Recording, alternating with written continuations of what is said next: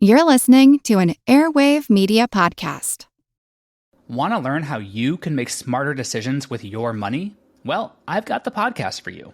I'm Sean Piles, and I host NerdWallet's Smart Money Podcast. Our show features our team of nerds, personal finance experts in credit cards, banking, investing, and more. And they'll help you make the most of your money while cutting through the clutter and misinformation in today's world of personal finance. You'll get clarity on strategies to help you build your wealth, invest wisely, shop for financial products, and plan for major life events. Listen to NerdWallet's Smart Money Podcast wherever you get your podcasts. Want more control over your life? You need more control over your money. Hi, I'm Jean Chatzky, and that's why I started the Her Money podcast. From understanding your money personality to taking steps to earn more, spend wisely, invest for tomorrow, and protect it all, I can help you get there. So join me. Subscribe to Her Money with Jean Chatzky wherever you get your podcasts. We'd like to start this message by saying how much we appreciate all of our Patreon supporters. Executing the podcast is a huge financial and time commitment, and as such, it would be absolutely impossible to carry out without your support over the years. The purpose of this message is to announce that we are sweetening the pot for our current supporters and anyone who joins Patreon in the future. Currently under Patreon plans $5 and up, you receive an additional monthly trivia episode as well as our Ask Me Anything styled crop drop. Beginning January 1st, 2024, we will be releasing weekly bonus trivia episodes personally written by the hosts in addition to the crop drop. As always, new and old Patreon members will also have access to our enormous backlog of bonuses upon joining. If you have been considering joining, we hope you will consider the new episodes as yet another invitation to sign up. We hope our current members will enjoy the influx of episodes and you will never be short of trivia content. All you have to do is go to patreon.com/trivialitypodcast. And now, it's time for the show. Recorded in Chicago, Illinois, with your hosts, Ken, Matt, Neal, and Jeff. This is Triviality.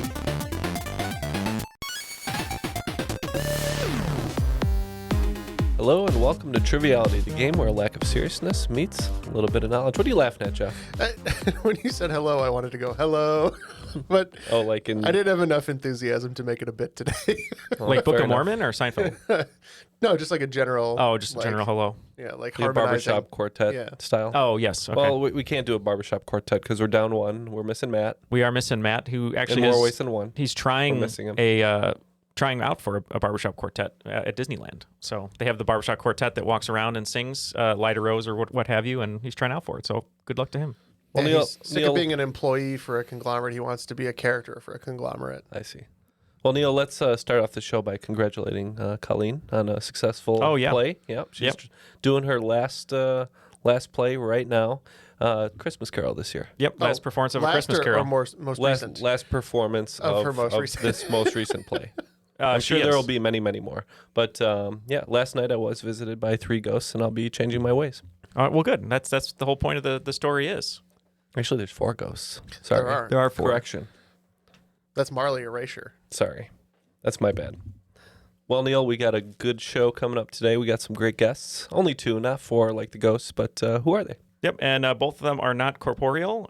We have real people here for us today. So our first guest is going to be our host. They would be corporeal.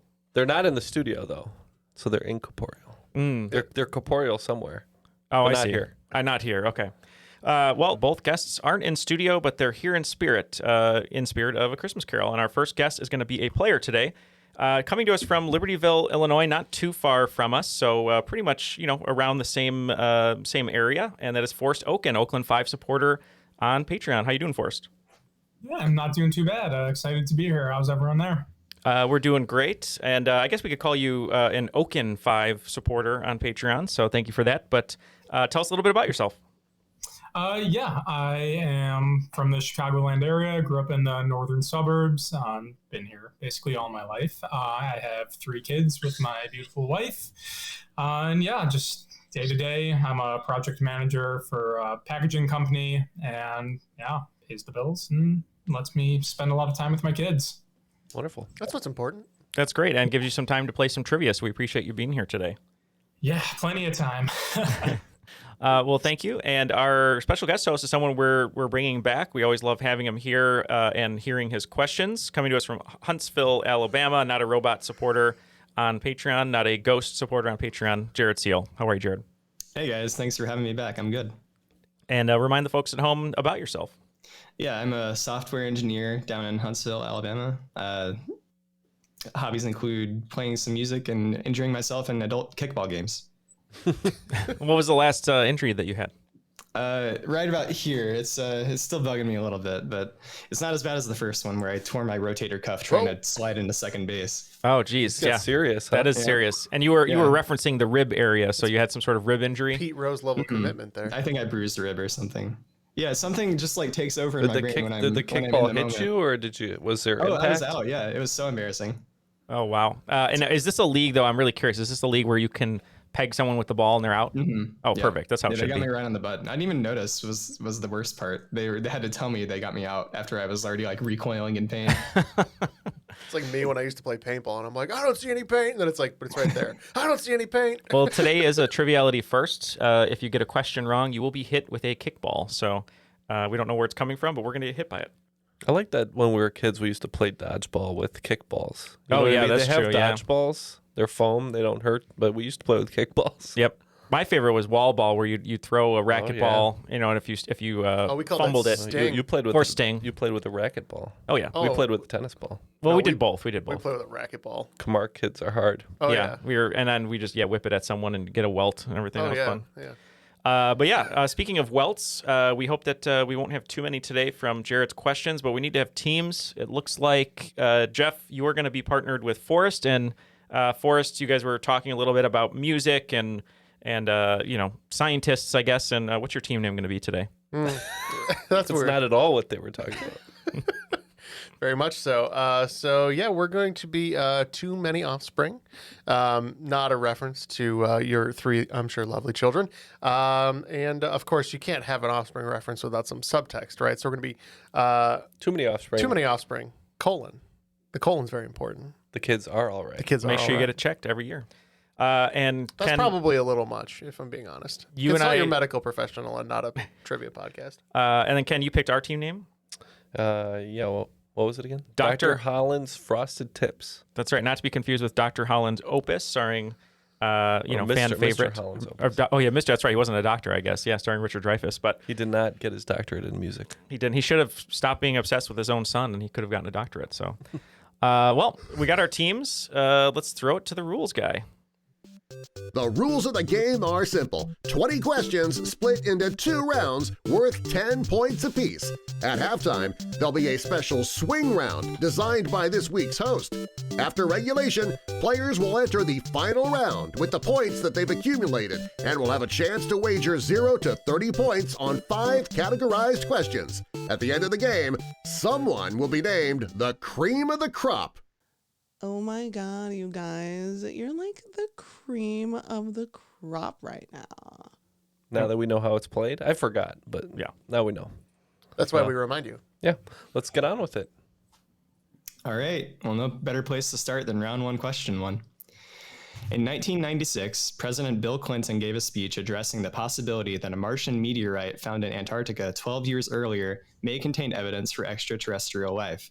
Portions of this speech were cut, rearranged, and then shown in an altered context in what film 1 year later? All right. Looks like we're going to lock in here with a guess. We had a couple ideas, though. All right, Forrest. So what are your thoughts on this? Yeah, a little bit out of my wheelhouse, but I'm thinking around that time period, a movie having to do with extraterrestrial life would be Independence Day. I can't remember exactly what year that came out. I'm but fairly certain that it came out in 97. I would totally buy that. And it altered context. It could be that they just kind of did a recast, right? You know, it was the speech, and then it just adapted into the script or something like that. So I think that's as good an answer as any. All right, let's lock it in. Yep, we thought of a couple different movies that might have extraterrestrial presence. We knew that Bill Pullman was the president in Independence Day, so they might not have Clinton in there. So we went with Contact. Yeah, the answer is contact. Nice. The White House was famously not very happy about that due to their policy that, quote, prohibits the use of the president in any way that implies a direct connection between the president and a commercial product or service. Ooh, wow. Question 2. The final out of the 2023 World Baseball Classic was a climactic matchup between a pitcher and hitter who had previously never faced each other in an official game. Who were these players? We can lock in. We can lock in too. Oh, great. Forrest. Couple baseball fans here. Yeah, you go first, Forrest.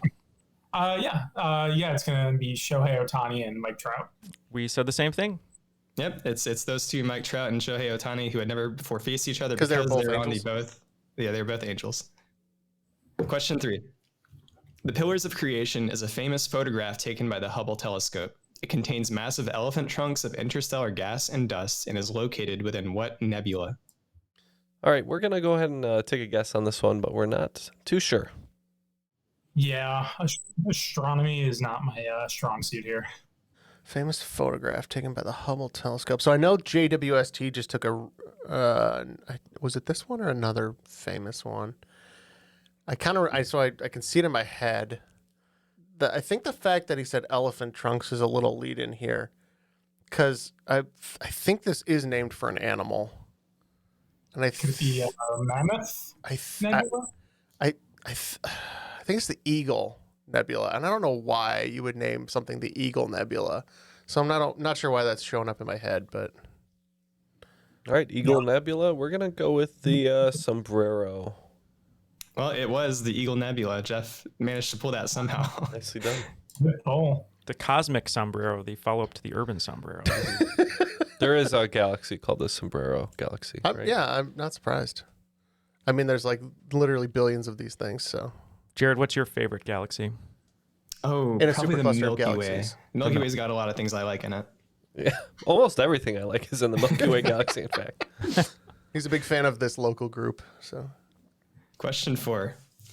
Algebraic notation is a popular shorthand for recording the moves in a chess match. It includes piece names like K for king and Q for queen, as well as notations for moves such as an X representing a capture.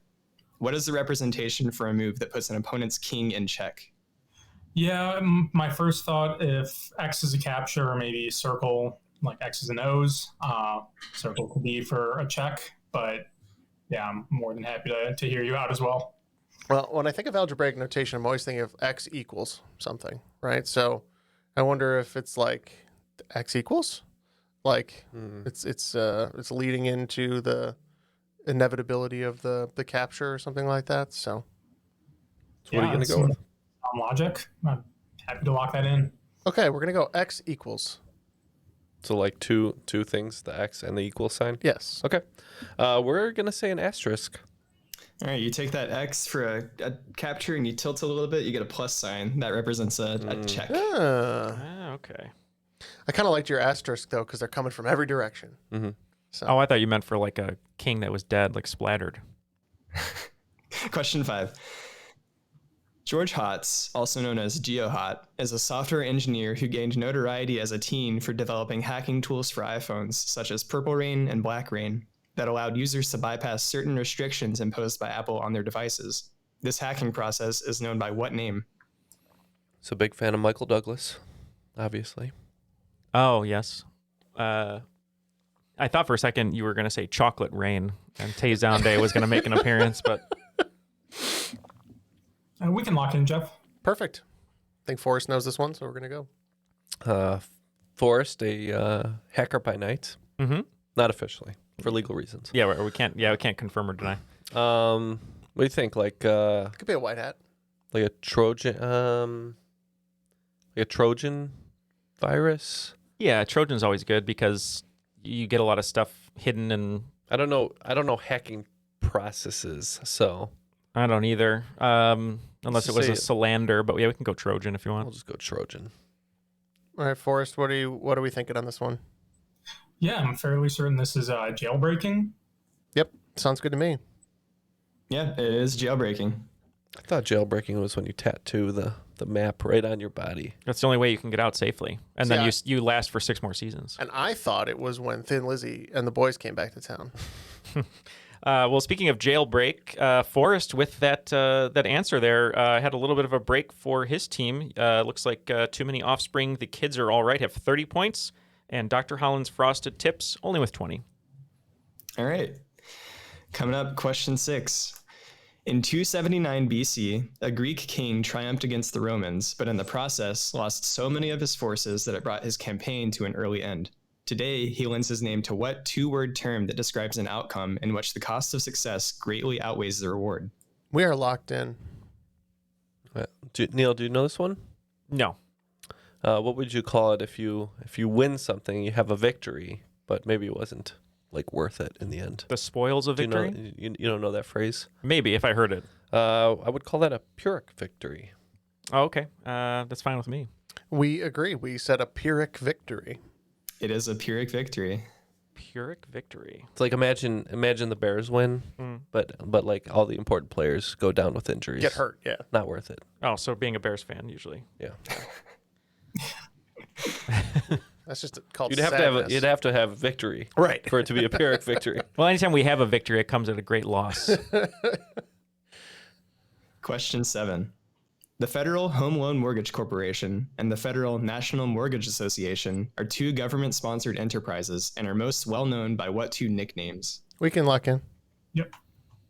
So no surprise here. The homeowner knows the answer to the question, and the non-homeowners don't know the answer to the question. The former banker, yes.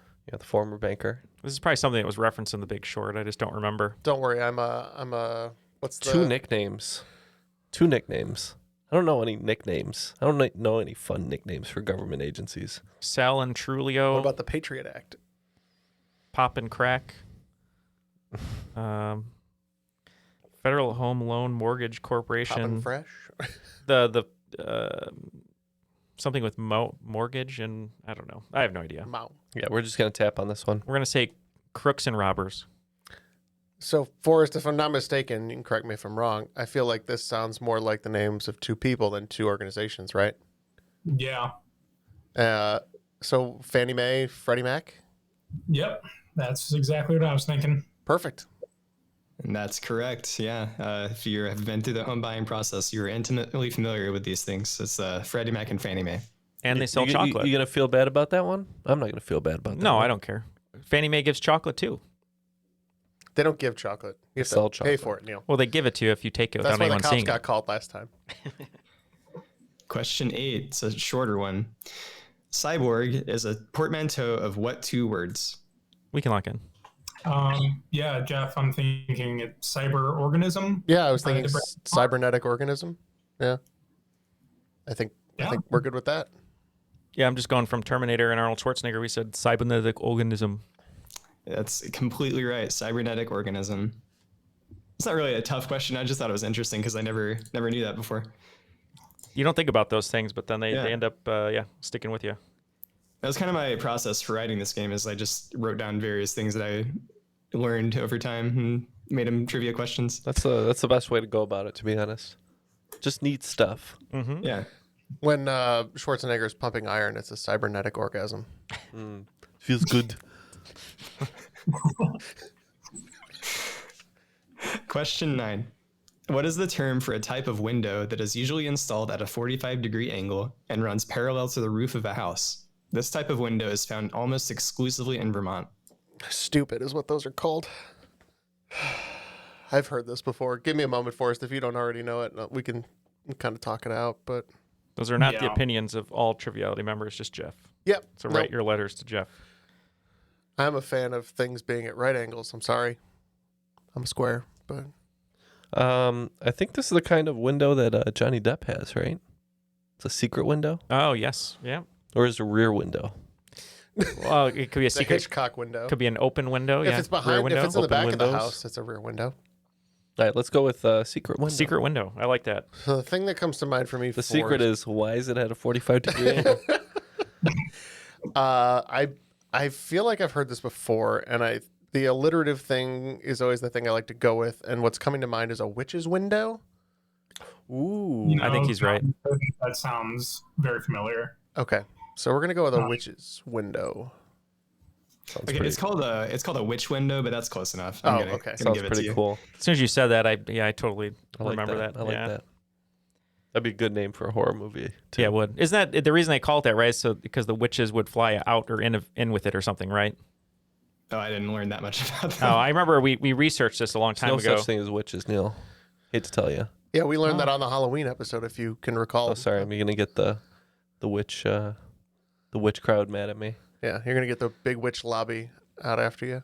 So it says the etymology was from a folk belief that witches cannot fly their broomsticks through the tilted windows, although it seems unlikely that the tale was taken seriously. They're also known as coffin windows, unknown if they were used for removing a coffin, avoiding a narrow staircase. What does the tilt of the window have to do with exit strategy?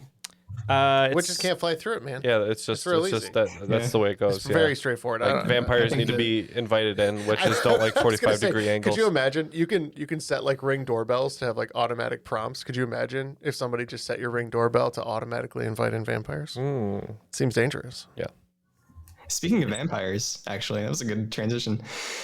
Question 10. A 1971 song by the band Yes saw a resurgence in popularity in 2012 when it was featured in the ending credits of the anime JoJo's Bizarre Adventure, giving birth to the to be continued meme that you may have seen floating around. What is the name of this song? Oh, God. So I'm a big fan of JoJo's. I just need to... That's why I'm saying, oh, God. I think it's this one. I can definitely sing it. I'm pretty sure I know the name of the song. Do you think that's the name of a Yes song? That I'm not too sure about, but it sounds good. Okay. We're gonna lock in. Do you know this one offhand, Forrest? No, I don't. I'm not an anime fan in any form. Well, we can fix that. I'm just kidding. The first song that comes to mind when I think of Yes, my favorite Yes song is Roundabout. It's a pretty famous one. Got a really sweet bass line. Trying to think of another Yes song that might have been. I don't know memes. I haven't seen JoJo's, so I have to go on my Yes knowledge. I told you to watch it. You didn't listen to me. I've been busy. You didn't listen. I've been busy, Ken. Watching other stuff. Oh, I'll get there. I'm going to have to go with Roundabout. That's like their big one.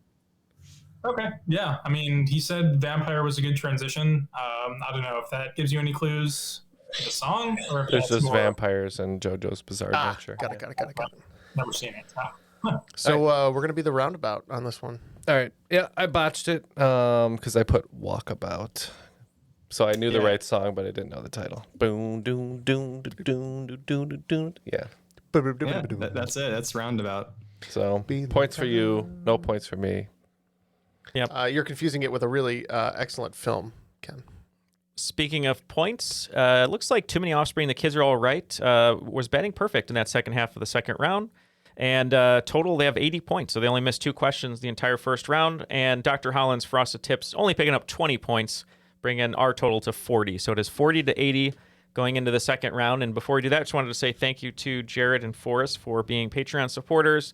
We really appreciate that. If you'd like to join them, you can go to patreon.com/trivialitypodcast, where you can get all the newest episodes ad-free. You can get 2 bonus episodes a month, a crop drop, and a Patreon bonus. And also some other great perks. Jared, you've been a patron for a very long time, I believe, right? A few years, yeah, I think so. A few years. And are you enjoying the more embarrassing crop drop answers or the Patreon bonuses with the extra little bits of trivia per month? Oh, it's so hard to pick a favorite feature of being a Patreon. I like the Discord. The Discord's a fun place to hang out. Oh, that's true. Yes. And speaking of that, it's a great transition. We love our Discord members. A lot of them are playtesting games for us, run by Louis de Rojas. So we appreciate that. But yeah, if you'd like to join Forrest and Jared and maybe you go over to the Discord, you can go to patreon.com/trivialitypodcast. And if the other team keeps up at this pace, I'm going to make it a Pyrrhic victory for them because I'm a / Jeff's Tires. That sounds like a good plan. What's our swing round today, Jared? Your swing round is words. I'm going to give you a definition or a description of a word, and you just have to give me the word. The twist, though, is that each word is comprised of letters that are in alphabetical order within the word. So, for instance, mossy, M-O-S-S-Y, would be valid because those are all in alphabetical order. Okay. But zebra would not be, Z-E-B-R-A. Does that make sense? Yes. All right, number 1, a mixture of chemical elements of which at least one is a metal. Number 2, not quite, but close. Number 3, The building or buildings occupied by a community of monks or nuns. Number 4, a young female horse, usually under 4 years old. Number 5, a device carried by Athena and Zeus, sometimes represented as a shield. Number 6, wide receivers and cornerbacks tend to have the fastest times in a certain test of speed, sometimes abbreviated to this single word. Number 7, the Burj Khalifa has a record 163 of these. Number 8, this is a word you might use to describe a hamburger or a bodybuilder. Number 9, a procedure to remove cells, tissue, or fluid for examination by a medical pathologist. And number 10, to end a personal relationship with someone by suddenly and without explanation withdrawing from all communication. All right, we have our questions. We'll be right back with our answers. When Johann Rall received the letter on Christmas Day 1776, he put it away to read later. Maybe he thought it was a season's greeting and wanted to save it for the fireside. But what it actually was a warning, delivered to the Hessian colonel, letting him know that General George Washington was crossing the Delaware and would soon attack his forces.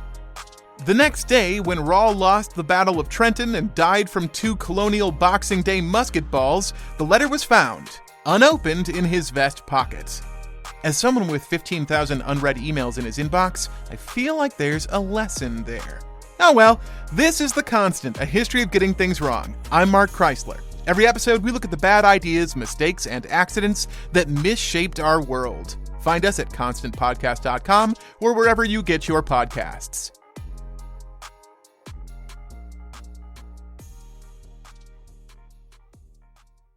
Everybody shush! William Shatner has something to say. Cat and Jethro, box of oddities. What do you do when the woman you love dies? Well, of course you dig her up and you live with her. Aww. The show examines weird things. There are plenty of old photographs from this time period of children out in the streets playing in and among the dead horse carcasses. Oh, I miss those days. Things used to be so much simpler. Cat and Jethro. Then there's the urine wheel, which sounds like a really bad game show. They've done weird things. Cat and Jethro, box of oddities. That is really mysterious. Join Cat and Jethro Gilligan Toth for the strange, the bizarre, the unexpected, as they lift the lid and cautiously peer inside the Box of Oddities. The Webby Award-winning Box of Oddities podcast from Airwave Media. And we are back with our answers. We got most of them, I think. Let's have the questions one more time. We'll see how we did. Okay, number 1. A mixture of chemical elements of which at least one is a metal. We said alloy. We too said alloy. Alloy is correct. Number 2, not quite, but close. Almost. We also said almost. It's almost. Number 3, the building or buildings occupied by a community of monks or nuns. Yep, this one we didn't know, so we just said monastery. Yeah, same. We're curious to find out what the right answer is. This is an abbey, A-B-B-E-Y. Of the maybe Downton variety. Number 4, a young female horse, usually under 4 years old. We said filly. Yep, we also said Philly. And not the baseball team, but F-I-L-L-Y, Philly. Number 5, a device carried by Athena and Zeus, sometimes represented as a shield. We didn't know this one. We just said a member of the Shield from WWE. We said Roman Reigns. I thought Ken would have gone Agents of S.H.I.E.L.D. for sure. We said an Aegis, which I believe is like the Greek for shield. Yeah, Aegis, A-E-G-I-S. Number 6, wide receivers and cornerbacks tend to have the fastest times in a certain test of speed, sometimes abbreviated to this single word. We said 40. We also said 40. Yep, 40, short for the 40-yard dash. Little side trivia fact here. 40 is the largest number in which all letters appear in alphabetical order. They don't get any bigger. Number 7, the Burj Khalifa has a record 163 of these. We said floors. So did we. We said floors. Yep, floors. Number 8, this is a word you might use to describe a hamburger or a bodybuilder. We said beefy. We also said beefy. Beefy. Number 9, a procedure to remove cells, tissue, or fluid for examination by a medical pathologist. Biopsy. We said biopsy. Biopsy is correct. I think it's the longest one on the list too. Oh no, not anymore with with all of this. Anyway, number 10. To end a personal relationship with someone by suddenly and without explanation withdrawing from all communication. We said ghost. And we also said ghost. Ghost is correct. Well, I'm doing the scores. What were you saying about 40? 40 is the largest number in which... largest number. In which the word is spelled alphabetically. After the swing round, it looks like Dr. Holland's Frosted Tips picking up 40, only missing 2, bringing their total to 80. But it wasn't enough because too many offspring. The kids were all right, picking up 45 points, extending their lead to 125. Okay, kicking off round 2. The release names of the 9 versions of Mac OS X between 10.0 and 10.8 all had what in common? Yep, we can lock in. Yep. Are these is this the Big Cat, the Big Cat series, or is this the National Park series? It's before that? No, I think it's one of those two, because there's Big Sur was one of them, and then, like you said, there's the cats and stuff, like lion and leopard. I think it's probably big cats. Yeah, because are we in the 11s now? I think so. All right, so we'll say the big cats. I think they're still on OS 10. Okay. But pretty sure on this one, Forrest, you and I seem very confident. I know the big one that really kicked off the Mac movement was 10.4, which was Tiger. 10.3, I think, was Panther. 5 was Lion. 6 was Leopard. 7 was Snow Leopard. So we said cats, big cats. So in order, these release names were cheetah, puma, jaguar, panther, tiger, leopard, snow leopard, lion, and mountain lion. So they were all named after big cats. So what's the current series technically named after? I don't know. National Parks? Some of them. They did like Big Sur. They did like, but I think they're on like 10.16 or something. Like Catalina. Yeah. Just like places. Mojave, Sierra. High Sierra. So you either got Sierra or High Sierra. Okay, question 2. The second of the 3 periods that made up the Mesozoic era is named after which mountain range that exists between the French-Swiss border? Yeah, French-Swiss mountain range. I'm thinking the Alps, so maybe Alpine. I had to take a stab at it. What are your thoughts? I'm good with that. I'm trying to think of other mountain ranges. Dolomites. I think those are like the Italian-Swiss border. The one that exists between France and Spain is the... Doesn't matter. Doesn't matter. I'm just trying to rule them out, sir. This is the Dolomite. Dolomite, I was way off. Yeah, I guess Alpine is our best guess, because I can't think of another one. All right. It's named after which mountain range? So should we say Alps? Actually, I'm not reading the question again. Sure, we'll say the Alps. Yep, we're saying the Alps as well. Okay, so the Mesozoic era was the era containing the Triassic, Jurassic, and Cretaceous periods, and the Jurassic period is named after the Jura mountain range. Oh, wow. I'd never heard that before. Now we know. Question 3. The Battle of Surfaces was a men's tennis exhibition match that took place in 2007 and was unusual because each half of the court was made of a different surface. Who were the 2 competitors in the match, and which surface did each one have a specialty in? We can lock in. I don't know how you remember this, Neil. It's because I just hear it and it's one of the stuck with me. I've heard it a ton of times too. I couldn't even begin though. All right, Forrest. Yeah, tennis is not something I take great interest in. If I had to guess around that time period, maybe be Andy Roddick and Roger Federer, but do you have any in route there? Well, the first thing I know is it's a mixture of glass. They played on glass. That would be that I would watch. So the first thing I remember is that the courts were grass and clay. Could it be Murray? British guy. I can't remember his first name. Andy Murray? That's ringing a bell. I think that might be it. So I'm thinking maybe he's on grass and Federer on clay.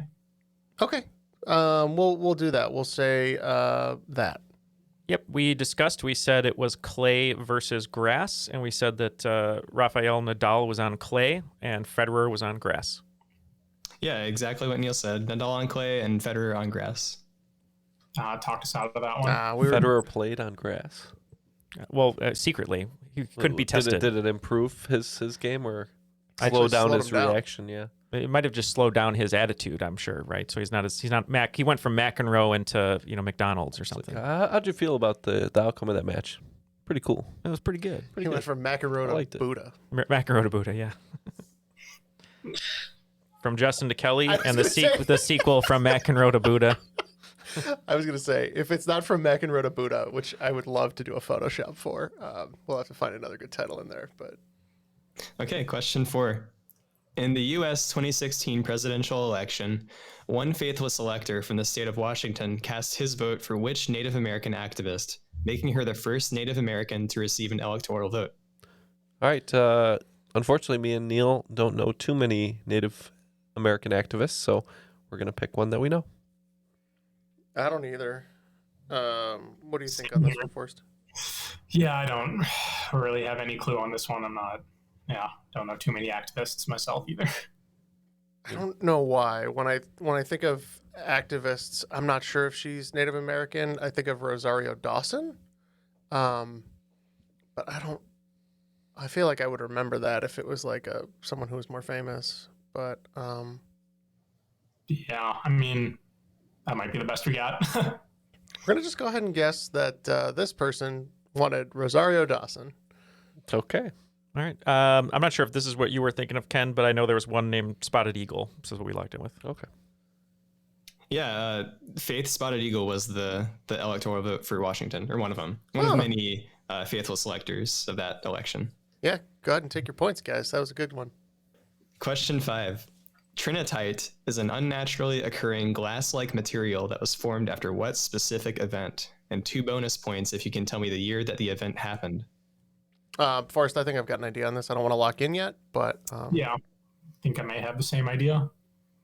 So I'm guessing Trinitite, might this be related to the Los Alamos Trinity test of the first atomic bomb? Yeah, that's what I was thinking as well. Okay. And that happened in 1945. Yeah.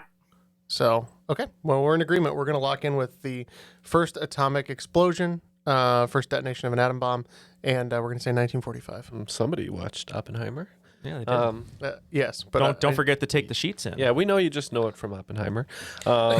We too said atomic bomb detonation and 45. Yep. Yeah, this was directly inspired by a certain movie that came out this summer. It was the Trinity test in 1945. I'm curious, not to poke fun, Neal, but what were you thinking originally? Well, I didn't read Trinitite. I was just thinking maybe it was naturally occurring from meteorites crashing into Earth. Gotcha. Yeah. After 5, it looks like Dr. Holland's Frosted Tips picking up a little bit of points here, bringing our total to 122. And the offspring and the kids are all right, are up to 147. So we're narrowing that lead, Jeff. What do you think about that? That's pretty neat. Okay. All right, on to question 6. Bokito was an animal that lived in a zoo in Rotterdam, Netherlands, until he died earlier this year. After an incident in 2007, visitors were given special glasses to wear while visiting this animal's exhibit. What was unique about these glasses? And for 5 bonus points, what kind of animal was Bokito? All right, so Neal's written down an answer that I think is just very well thought out. Whether it's wrong or right, I like it. So let's go with it. Okay, so Bokito was an animal that lived in a zoo in the Netherlands until he died earlier this year. So 2007, so it's an animal that lives a little bit longer. So probably a mammal, maybe a reptile. Glasses in particular. Visiting this animal's exhibit. I mean, jokingly, the first thing that comes to mind is this was a like monkey throwing feces, right? And had like little wipers or something, like some stupid. I just see a face shield with a wiper on it that like just wipes progressively wiping on your face, flinging it on other people. It flings it side to side. Well, no, I imagine it's slightly conical outwards, so it flings the away from you. Do you know how weird my brain is right now? When you said that, the only thing I thought of was a really bad movie that Greg Kinnear was in about the creation of the window wipers for the car. That's what I thought of, which has nothing to do with this. But anyway, or maybe it was like conical shaped and it funnel the feces into the. So you got the full experience. Yeah. Other thought would be like a venomous animal, like spraying, venom onto whoever. But I don't know. That makes sense. I mean, you'd want glasses like the Velociraptor thing in Jurassic Park, right? But would safety goggles be considered a unique? I guess I would say that those are special glasses. So maybe they were given safety goggles. And what do you think it was venomous that would spit? Like a, I don't know anything about like iguanas. The venomous sloth. Yeah. Snake. Komodo dragon. Ooh, okay. Let's do it. Let's say it was a Komodo dragon and you had to wear safety glasses. Komodo dragon that could breathe fire. Yeah. Right. So our answer is a little out there, but I'm hoping it makes I love this answer, some kind of sense. Oh, thank you. I hope you're right. So we said Boquito was a gorilla. And if you know anything about gorillas, they're very violent sometimes, especially towards humans. And we thought maybe they wore glasses that would cover their smile, because when you smile at gorillas, they see it as a form of aggression, and that's when they attack. So we said glasses that cover your smile. That's a killer answer. That's isn't it? Genius. Yeah. And it's actually pretty close. So the incident was in 2007. A woman was attacked because she made sustained eye contact with a gorilla named Boquito. And gorillas are likely to interpret eye contact as a challenge and go aggro on you. So in order to prevent that from happening again, the zoo had glasses made in which fake eyes were printed on them, and the fake eyes looked in another direction. I can show you an image of what that looks like. And for the listeners, you can just Google Boquito glasses. That's Google it yourself. Bokito. You can just see the image that I just showed these guys. Yeah, as soon as they said the thing about the smile, I was like, oh, I bet you it blanks out the eyes, or they can't see the eyes. So how are we sorting out the points on this one? Unfortunately, I think you were close, but no cigar. I didn't ask you, Jeff. Are you asking me? Yeah. Oh, that's so much pressure. So I guess 5 points because we said gorilla, and then that's it probably? I'll say that's good, yeah. Okay. Question 7.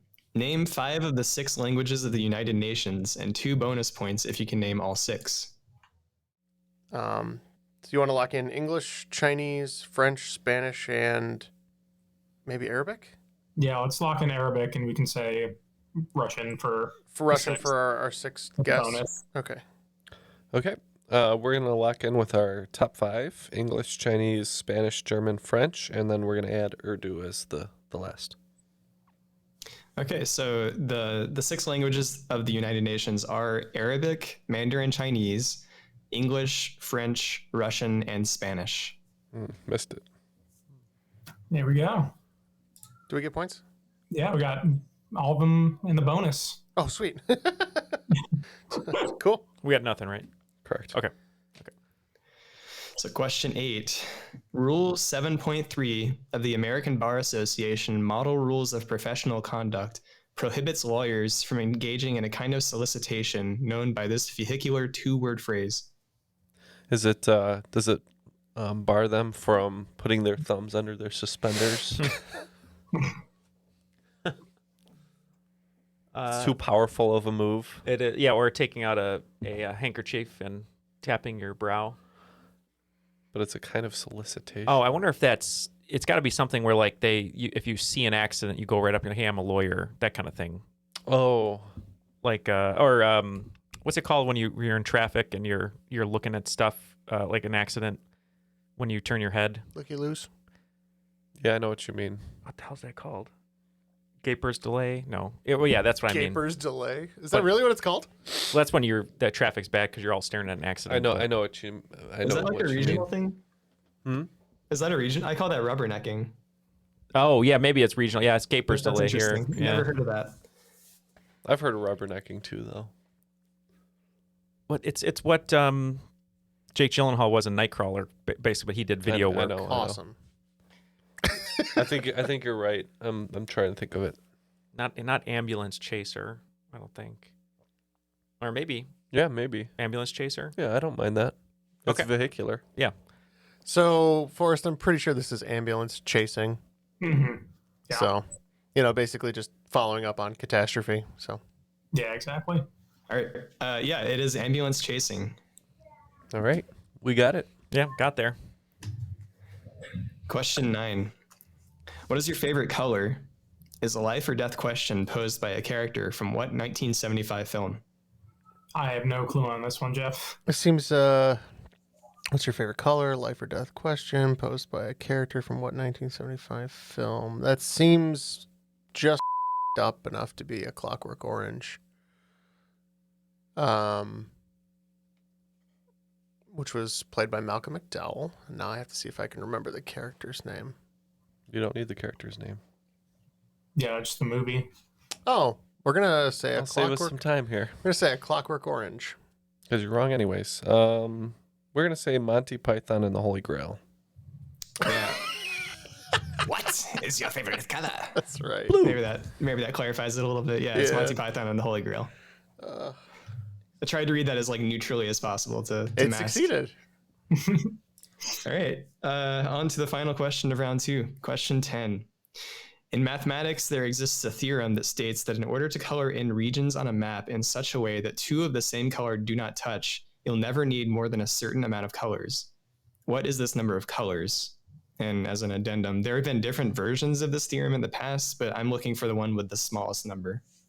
The most accepted one with the smallest number. No thanks on this question. Just no thanks.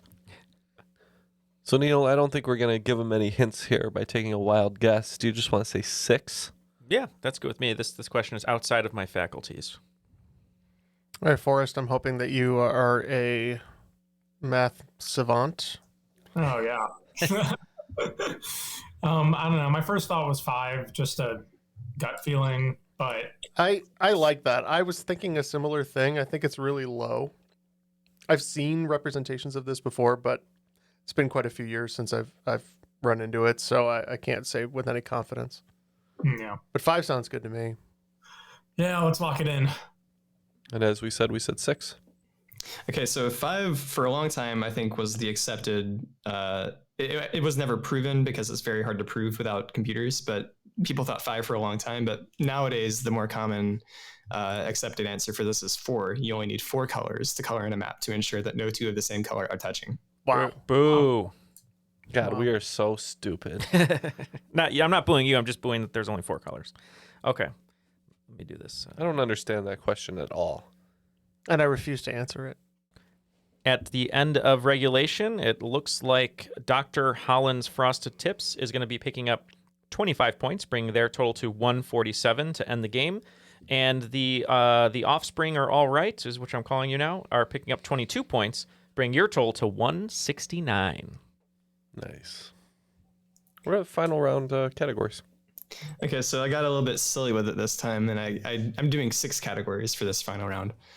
So, in order, the final round categories are states, solid, liquid, gas, plasma, and triviality.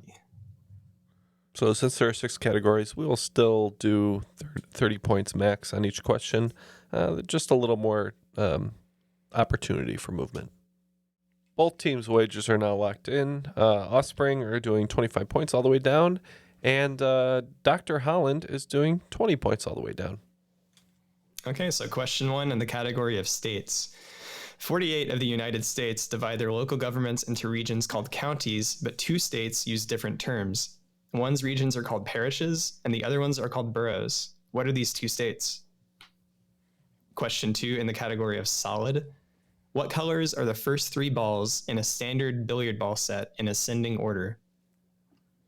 Question 3 in the category of liquid. Liquid ambar styraciflua is a deciduous tree that produces hard, dry, spiky fruits that are a total nuisance and were responsible for a lot of my time cleaning up my grandma's yard as a kid. What is the common, tasty-sounding name for this fruit-bearing tree? Question 4 in the category of gas. Nick Gas was a television network whose original incarnation ran from 1999 to 2007. Its focus was broadcasting reruns of a particular subset of Nickelodeon shows, as well as some original content.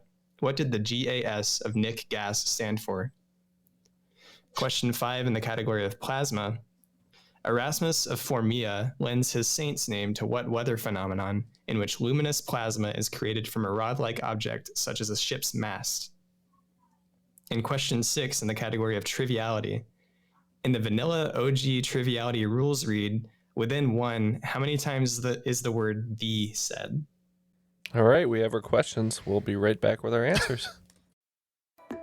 From the terrifying power of tornadoes to sizzling summer temperatures, AccuWeather Daily brings you the top trending weather-related story of the day every day of the week.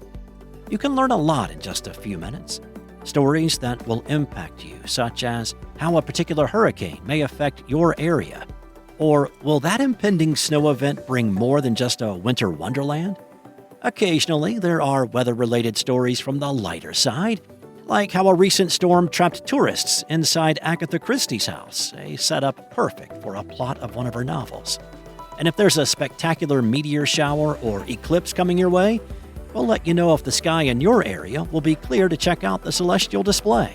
You see, AccuWeather Daily is more than just weather. It's AccuWeather.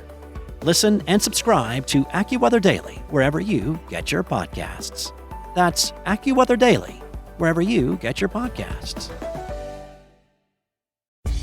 You can spend less time staying in the know about all things gaming and get more time to actually play the games you love with the IGN Daily Update podcast. All you need is a few minutes to hear the latest from IGN on the world of video games, movies, and television with news, previews, and reviews. You'll hear everything from Comic-Con coverage to the huge Diablo 4 launch. So listen and subscribe to the IGN Daily Update wherever you get your podcasts. That's the IGN Daily Update, wherever you get your podcasts.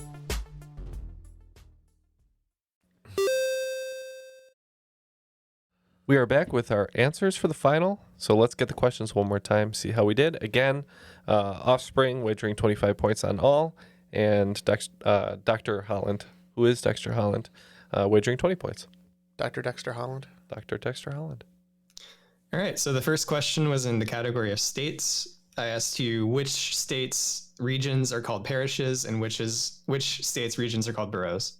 We said Louisiana and Massachusetts.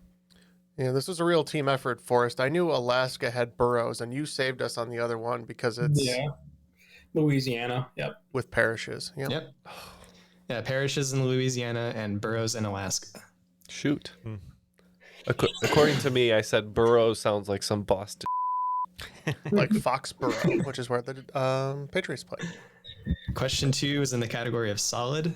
I asked you, what colors are the first 3 balls in a standard billiard ball set in ascending order? Okay, so in ascending order, it would be yellow, blue, and red.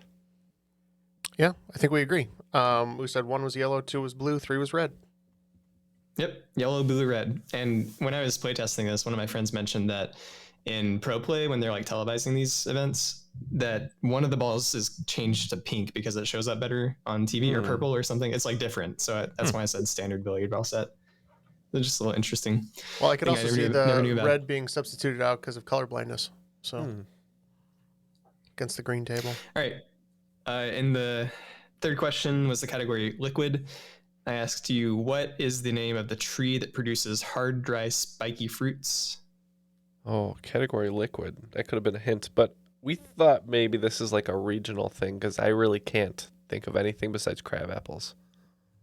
And yeah, I'm a graduate of Ohio State University. I'm fairly certain this is the Buckeye tree.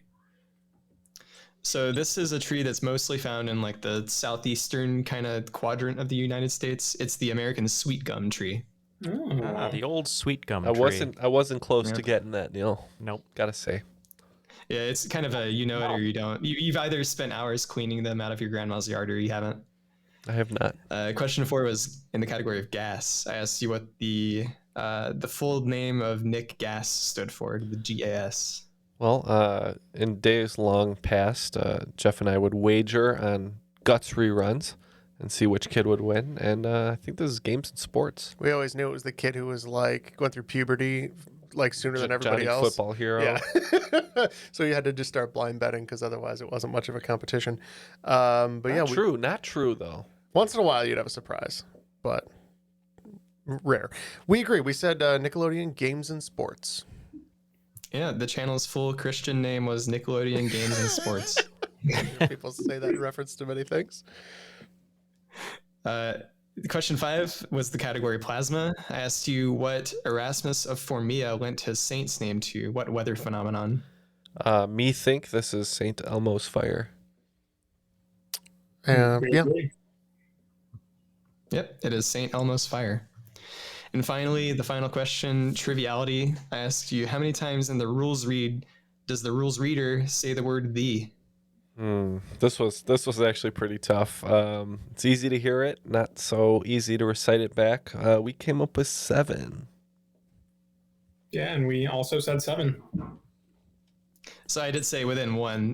The correct answer is actually 8, but you both were within 1, so you both get it. We had to pull up the text, and we were surprised to find out it was 8. But the scores are in right now. The game is over, and it is very fitting what Dr. Holland's Frosted Tips is going to have for a final score, only picking up 40 points, which brings them to 187, which is a murder today, because it looks like the 2 Offspring and the Kids Are All Right are going to be picking up 100 points, bring their total to 269. That means you're today's cream of the crop.